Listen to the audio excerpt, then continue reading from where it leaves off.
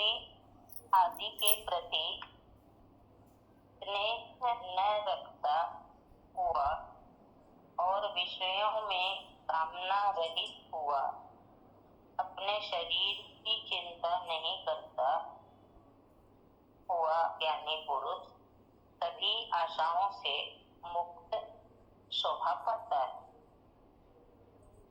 शोभा देता है। अज्ञानी अर्थात संसारी की अपनी दृष्टि होती है और ज्ञानी की दृष्टि उससे अलग होती है। अज्ञानी यदि अपनी दृष्टि से ज्ञानी को देखेगा तो वो उसे कभी समझ नहीं पाएगा। अज्ञानी अपने पुत्र, स्त्री आदि के प्रति बड़ा स्नेह दिखाता है। वो हमेशा विषयों की कामना ही करता है तथा अपने शरीर पोषण की ही चिंता करता है। वो हमेशा इच्छा में जीता है। इसके पीछे उसकी आसक्ति और वासनाएं होती हैं। उसके स्वयं के संकीर्ण निहित स्वार्थ हैं जिससे वो कर रहा। ज्ञानी का भी पुत्र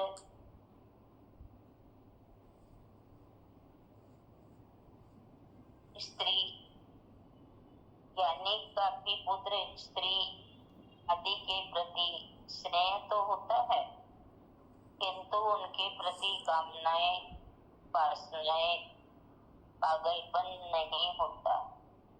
वह भी शरीर रक्षण तो करता है, किंतु उसके रक्षण की चिंता नहीं करता। स्वाभाविक रूप से अनाग्रह पूर्वक जो होता है उसे स्वीकार कर लेता है। ज्ञानी पुरुष सभी आशाओं से मुक्त हो जाता है, इससे वो स्नेह, कर्म आदि के संकीर्ण दायरे से ऊपर उठ जाता है। ऐसा ज्ञानी ही शोभा पाता है। इतना ही है ज्ञानी और अज्ञानी की परिभाषा बतलाई। ज्ञानी कैसा होता है और अज्ञानी कैसा होता है। ज्ञानी को देखे और ज्ञानी अज्ञानी को देखे तो उन्हें कैसा लगता है, ये हमें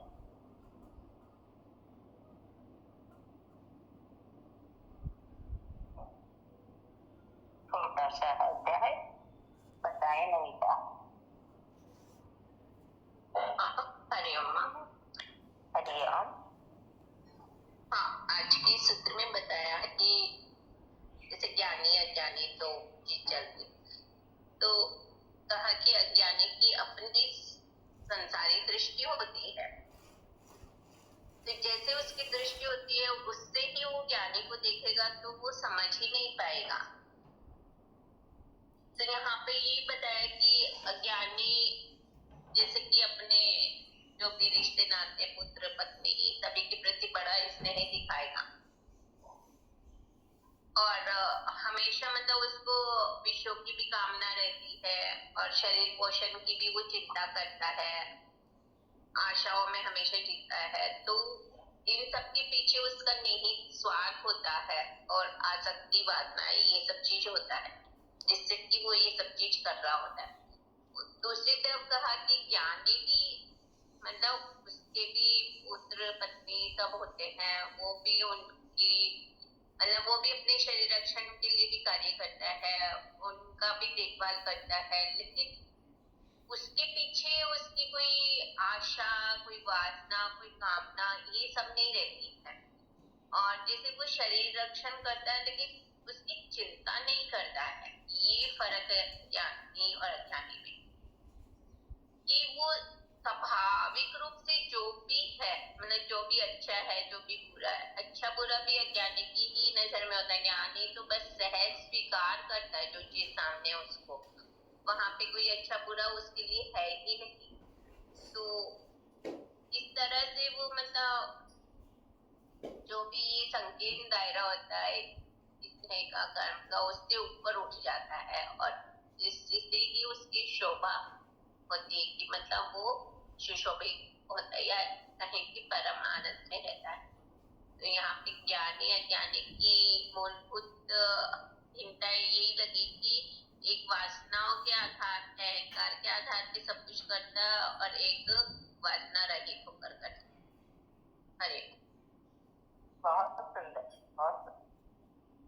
बताइए किरण जी। जय गुरुदेव माँ। जय गुरुदेव। यहाँ आज बता रहे कि दोनों का व्यवहार दोनों करते हैं। जैसे गुरुदेव ने वाणी में लिखा था ना, व्यवहार में हार। तो बस वो हार किसकी होती है व्यवहार में? अज्ञानी। क्यों? ज्ञानी तो अब व्यवहार कर भी रहा है तो निमित्त बन के कर रहा है। तो कहा ना, परिवार का पोषण भी कर रहा है, खुद का भी भरण पोषण कर रहा है, ज्ञानी भी कर रहा है। ज्ञानी चल तो दोनों का साथ काम बराबर चल रहा है, पर दोनों की भावना में फर्क है। जैसे कहा, जैसी दृष्टि वैसी सृष्टि। तो अज्ञानी सब में मोह माया रखेगा, उसके प्रति वासना रहेगी, तभी तो उसको दुख सुख भी व्याप्त होंगे। और ज्ञानी है वो सहज में सब प्रक्रिया चल भी रही है और उसके बारे में कोई सोच विचार नहीं करेगा ये सही है ये गलत है, क्योंकि गलत तो वैसे होता ही नहीं। परमात्मा जो भी करता है हमारे लिए अच्छा ही करता है, पर हम उस बात को समझ नहीं पाते क्योंकि हमारे पास ज्ञान नहीं है। इसीलिए कभी मोह करता है, कभी विकार उस पर डेरा डालते हैं, और कभी अपने को अच्छा भी समझता है, कभी शुद्ध भावना में भी रहता है। ये कहना चाहते हैं कि फिर उसी तरह का व्यवहार करेंगे, किसी से नफरत करेगा, किसी से राग करेगा। तो यदि इस तरह की भावना ही खत्म हो जाए तो फिर है ना, फिर उसके जो व्यवहार के अंदर है ना, वो अलग से फर्क पड़ जाएगा। सब कुछ करते हुए भी अकर्ता बना रहता है ज्ञानी, और अज्ञानी हमेशा अपने आप को ही कर्ता समझता है। इसीलिए उसको माया व्याप्त होती है, इसीलिए वो वासना रहती है।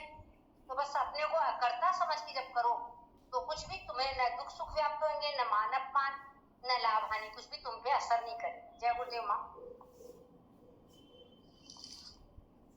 बहुत बढ़िया, बहुत अच्छा।